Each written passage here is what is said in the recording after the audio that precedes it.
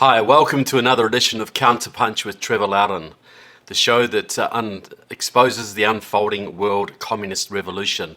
Like the show, share the show, and especially subscribe on Epoch TV. Well, today I'm going to do some basic groundwork. I talk about communist parties all the time, but most Americans have very little understanding of what a communist party is, or how many there are in the United States, or what impact they have. Today I'm going to do a rundown. I'm going to give a list of the main communist organizations in the United States, what they do, and a little bit about their impact. Now I'm going to start with Communist Party USA. This is the premier communist party in the country. It was founded in 1919 in Chicago. It built tremendous strength during World War II. It was over 100,000 members. It had helped to infiltrate 400 spies into the Roosevelt administration. It helped to start organizations like the United Nations, the World Bank, etc., and some of the massive social programs that have been crippling America ever since. So it was very influential in the day, but it still is. It had another burst during the Vietnam War era. It died away a little bit in the 90s, and now it's coming back. A few years ago it had 5,000 members. I estimate it's quite a few more now. They're consolidating, they've restarted the Young Communist League, they're active in virtually every state in the Union, and very well infiltrated into the Democratic Party. The Communist Party is tied at the hip to the Democrats. They have people like Rick Nagin up in Ohio, who's a very senior Ohio Democrat, runs for public office on the Democrat ticket, very closely connected to Democrat politicians, but he's the head of the Communist Party in that state. Down in Texas, you've got Penny Shore, a bona fide Communist Party member who now serves as a Democrat in the Texas state legislature. The Communist Party USA is very much tied into the International Communist Network, which is still very powerful. It's no longer under Soviet leadership, though the Communist Party of the Russian Federation still plays a very big role. The Communist Party USA now really looks to the Communist Party of China for leadership, but it's also tied to the British Communist Party, the Canadian Communist Party, Brazilian Communist Party, Iraqi, Iranian, Cuban, of course, Vietnamese, very, very close to the Vietnamese Communist Party. It's part of the International Communist Network. It also participates in the World Peace Council, the old Soviet Front, World Federation of Trade Unions, and also the Women's International Democratic Federation and the World Federation of Democratic Youth. All communist fronts, international communist fronts. In 2017, the CPUSA sent several delegates to Sochi, Russia for an international youth conference organized by the World Federation of Democratic Youth to celebrate the 100th anniversary of the Bolshevik Revolution, and the keynote speaker was, of course, Vladimir Putin. Democratic Socialists of America, the largest Marxist group in this country by far. They claim about 90,000 members. Many of them are just paper members that don't do much. There's probably a hardcore of about 15 to 20,000. But they're active in every state.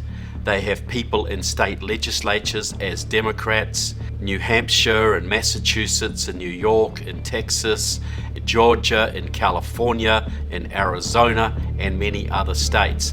They have 5 members of Congress who acknowledge their membership, and that's Jamal Bowman in New York, that's Rashida Tlaib in Michigan, who replaced John Conyers in Michigan, who was also a DSA member.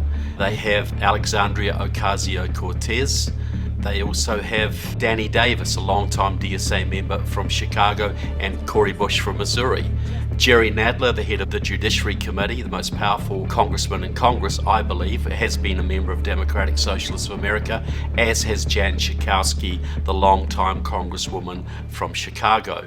They have about 6 people on the Chicago City Council now. There's several people in the Minneapolis City Council, the same in Milwaukee, the same in New York. They are taking over the Democratic Party in many locations around the country. A sort of umbrella group, they have Communist Party members within their ranks, people from the League of Revolutionary Struggle, Liberation Road, Committees of Correspondence, Socialist Alternative, former members of the International Socialist Organization. They have Maoists, Trotskyists, and traditional communists in their ranks. It's a sort of grab bag. It's sort of a franchise of all these local communist parties united under the banner of Democratic Socialists of America. They used to be tied to the Socialist International, but that was too wussy for them. So now they're allied to a network of communist parties of Europe, Africa, especially Latin America, especially in Brazil. They are also very, very close to an organization called the Rosa Luxemburg Stiftung. That has a branch in Manhattan, New York. It trains Democratic Socialists of America members. It trains members of the Bernie Sanders movement, which is pretty much identical to Democratic Socialists of America. And this Rosa Luxemburg Stiftung is wholly owned by a German political party called Die Linke. The left. It used to be called the Party of Democratic Socialism, and before that it was the Socialist Unity Party, the old East German Communist Party. So Democratic Socialists of America definitely deserves to be classified as a communist party, because it is.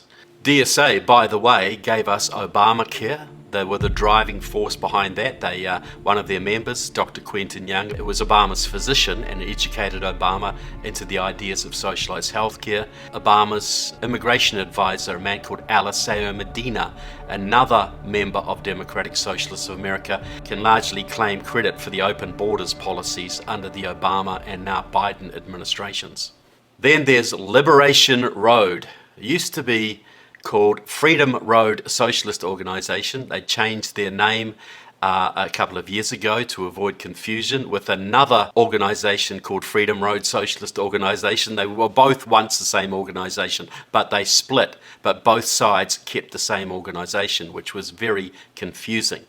So we're talking about Liberation Road here. It comes out of the Maoist movement of the 1960s and 70s. It's former members of the Communist Workers' Party, the League of Revolutionary Struggle, the Line of March, and other Maoist groups all came together in 1985 to unify the fractured Maoist movement.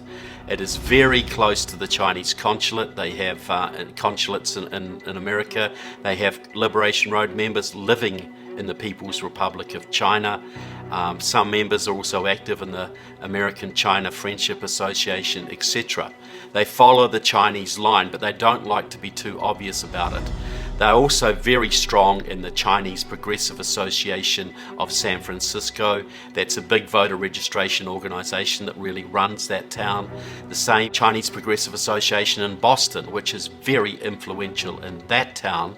Both those organizations are very close to Communist China. Socialist Alternative is probably the biggest Trotskyist group left in the country.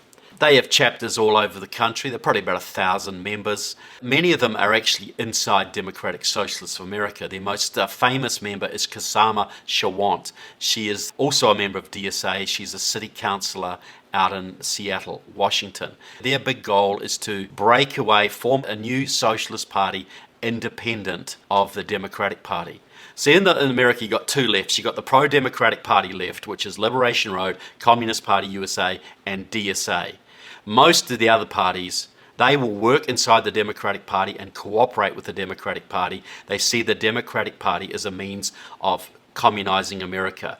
Most of the other smaller groups don't want a bar of the Democrats. They're a street level, are more independent, and Socialist Alternative has joined DSA to try and wean DSA away from the Democratic Party and use DSA to form its own breakaway third party, a socialist party of the workers. This is going to cause a big split in DSA. We can see it coming. If they don't kick out the Socialist Alternative people, there will be a big split in that organization.